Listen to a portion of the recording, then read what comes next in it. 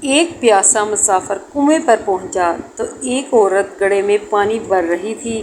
مسافر نے اس سے پانی لیا اور پوچھا، اے نیک عورت، تم عورتوں کی چالاکیوں کے بارے میں کیا جانو؟ سوال سنتے ہی خاتون نے چیخنا شروع کر دیا۔ مسافر نے گھبرا کر کہا، تم ایسا کیوں کر رہے ہو؟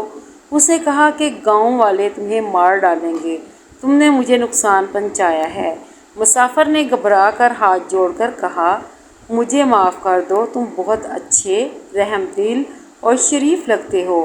عورت نے اس کی بات سنی اور جلدی سے پانی کا گھڑا اپنے اوپر ڈالا اور خود کو بھگو لیا۔ اتنے میں گاؤں والے آ گئے۔ عورت نے انہیں بتایا کہ میں کنویں میں گر گئی تھی، اس نیک آدمی نے مجھے بچایا تھا۔ گاؤں والوں نے مسافر کا شکریہ ادا کیا اور اس کی تعریف شروع کر دی۔